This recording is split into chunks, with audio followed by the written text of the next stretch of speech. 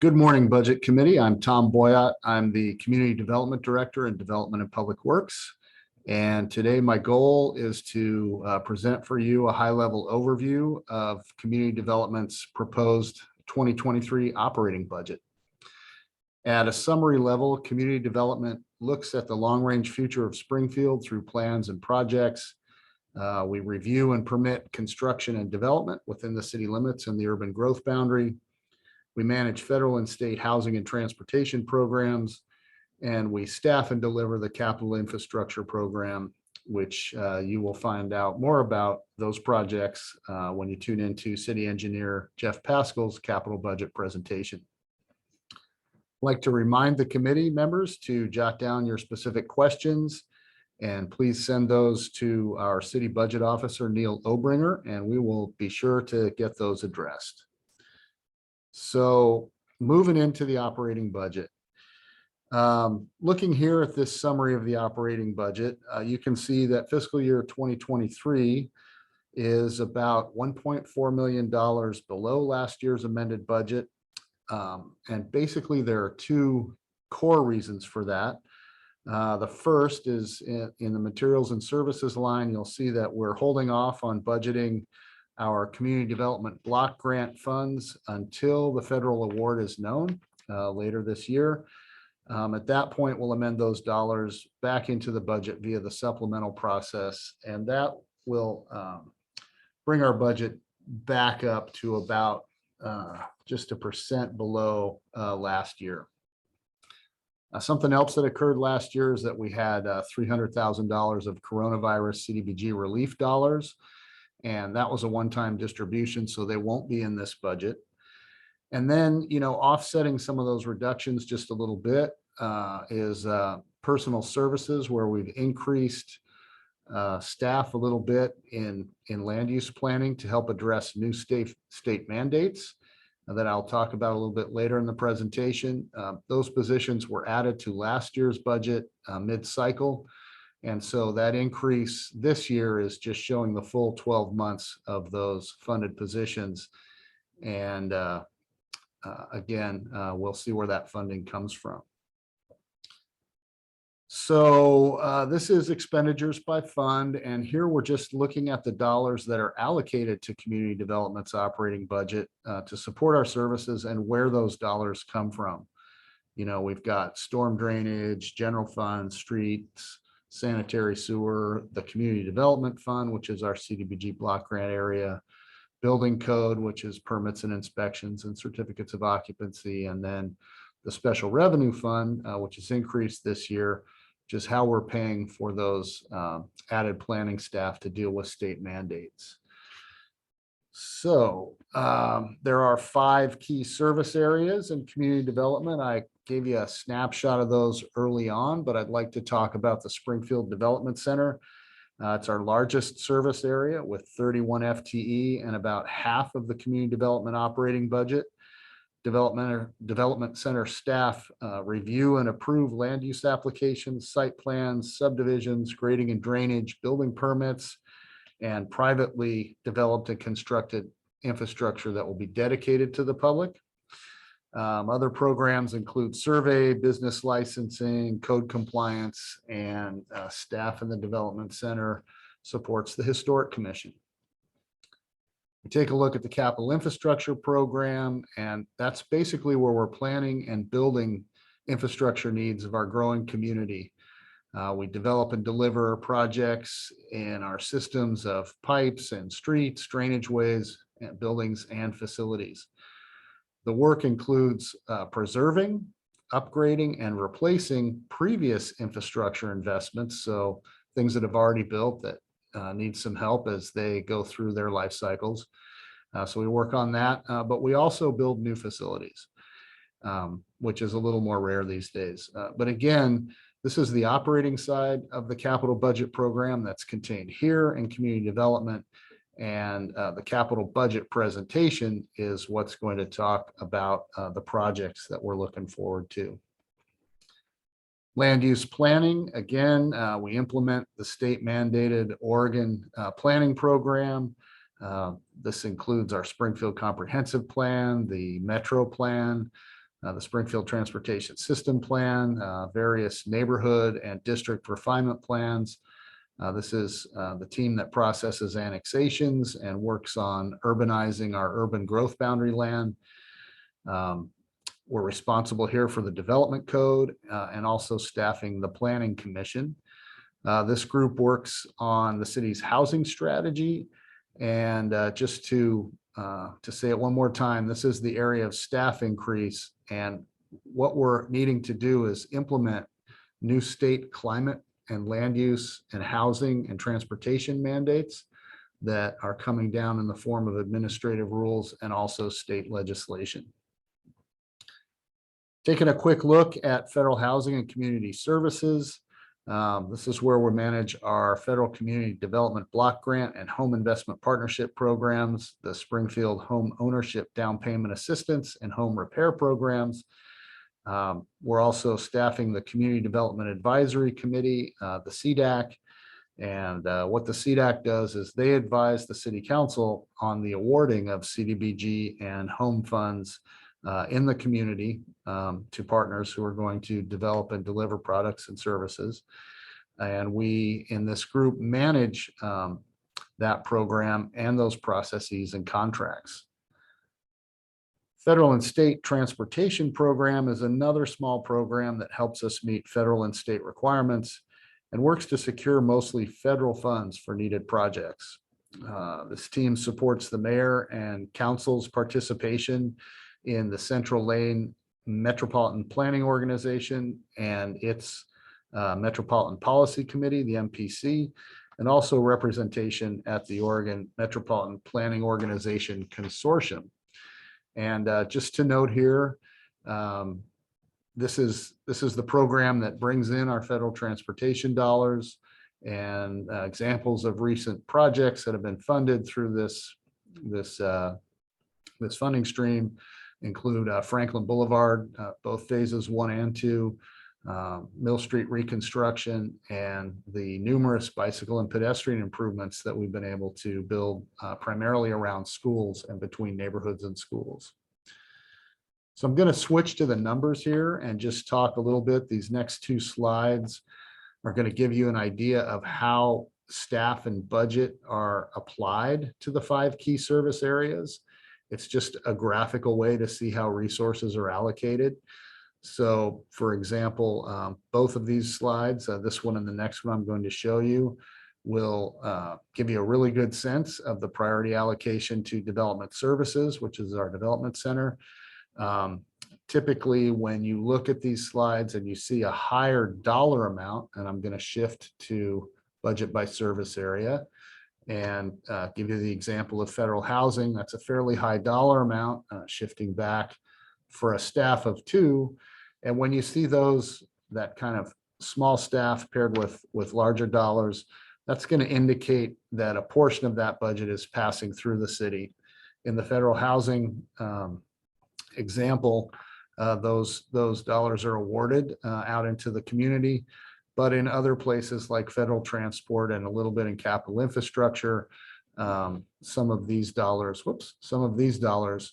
are in the materials and services budget, and they're earmarked for consultant services to advance our projects and programs.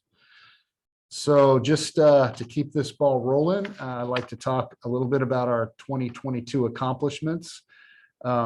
Clearly, the Development Center had another record year. We're just as busy as we've ever been. I think we are doing a great job mastering the sort of in-person and remote environment, kind of the hybrid workplace with our customers and with our staff.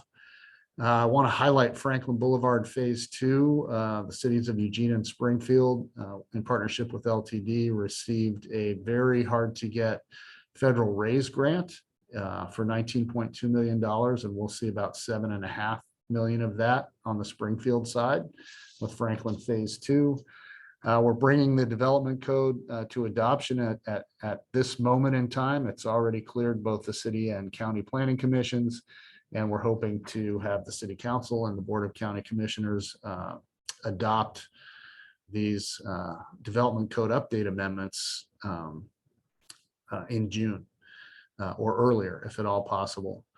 We spent a lot of time this year on state mandates, governor executive orders, state legislation, state administrative rule development, all focused around climate change and housing. The climate change piece is the bigger piece out of this year. Our transportation staff worked diligently with city partners and metropolitan planning organization partners, the League of Oregon Cities, Association of Oregon Counties, our mayor and council president, and put a lot of time and effort into trying to affect the quality of these rules and mandates, and to achieve a couple of things. One is to be sensitive to local context and local control. That would be our municipal corporation, the city of Springfield. And the other is to be reasonable as much as possible, and create a rule set that can be accomplished in the marketplace. And probably have a little bit more to say about that later in the presentation. And then finally, the street bond. We're wrapping up construction in calendar year 22. The last project will be completed. And so it's time really to begin thinking about whether or not it's in the city's best interest to extend that bond and put it back out to the voters for another 5 years, and see what we can accomplish with that. And our initiatives, clearly we need to implement our newly adopted development code update, and that's more work than it sounds like. Changing forms, changing practices, sort of learning new business flows, and operationalizing the new rules, and really working to make that as easy and efficient for the public to use, but also for the staff, because it works both ways. When we've got a code that's easier to implement, we're just going to be able to get more done. We will be initiating the required climate planning. That's going to be a pretty robust lift. Public involvement, plan amendments, changes to zoning. Really, I don't think Oregon is prepared for what's coming at cities starting really now, but definitely getting real in fiscal year 2023. So we're also kind of in a unique position of receiving new state investments. And I would say that's housing and social services, but also in infrastructure. There's just a fair amount of money coming from the state for housing and for social services. And so our group will need to ink those agreements with the state of Oregon, and then manage how those funds are passed through the city and out into the community, so that projects are delivered and expectations are met. Really looking forward to beginning Franklin Phase 2 project delivery. That always will start with wrapping up the vertical design. We have the horizontal layout, but we just need to finish the vertical design, and then begin our right-of-way acquisition process, and then start construction. And this is a project, again, that we'll be delivering with Eugene in the lead. They'll be working on the Eugene side, and we'll be working on the Springfield side of Franklin Boulevard. And then, as I said, assess the street bond renewal. So looking into the future, our work is going to be dominated by planning, housing, and infrastructure. We have to implement the climate mandates, and that's a lot of work. As I said, amending plans and codes and conducting public processes. We're going to be on the hook, participating with Eugene and Lane County, urban Lane County, on scenario planning. And for those of you who remember, we did participate in scenario planning about 10 years ago. We were not at that time required to adopt and implement outcomes, but that direction is coming for this city. So this is pretty significant planning that's going to carry all the way through amendments to plans and development code and zoning. And then, we've got a phase 3 of the development code project. We call that the everything else phase. but that's mostly site plan review and then some of our other processes. Looking at housing, we're going into the requirement to implement more state mandates around housing needs analyses and production strategies. We're really interested in land banking for affordable housing.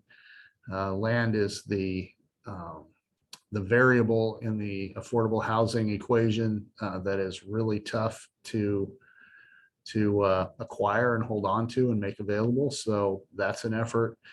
And then we expect further state legislation actually in housing, but also in climate change. And we're just prepared at this point to see what comes and to operationalize that into the work that we do. The infrastructure side just continues at a great pace. We expect to see even more dollars coming our way through the MPO, through discretionary federal funding programs, the federal legislation, and putting $1 trillion into the economy for infrastructure. Some of that is going to find its way to Springfield. We're also looking at, again, the street bond. Federal aid certification is a long process with ODOT, after which the city will have the ability to directly deliver federally funded programs. And in the next couple of years, we hope to complete that. And then looking forward, Mill Street reconstruction, Q Street reconstruction, North 42nd Street reconstruction and improvements, Phase 2 of Franklin Boulevard, just to name a few. We're also working with sanitary sewer basins and stormwater basins, and continuing to look at how to get infrastructure into Glenwood and those kinds of things. But these are just some of the future year considerations, the high points, the things that will keep us busy over the next few years. And with that, I would just like to thank you for your time. It's really great that you as budget committee members are able to volunteer your time to the benefit of this city, the city of Springfield. And that's very important. And so I really appreciate having the opportunity to talk to you about some of the work we do and how the dollars and the people are matched up to accomplish that. And again, if you have any questions, please jot those down and send them to Neil Obringer, and we will be sure to answer those and get back to you. So thank you very much. And next year, I hope to see you in person.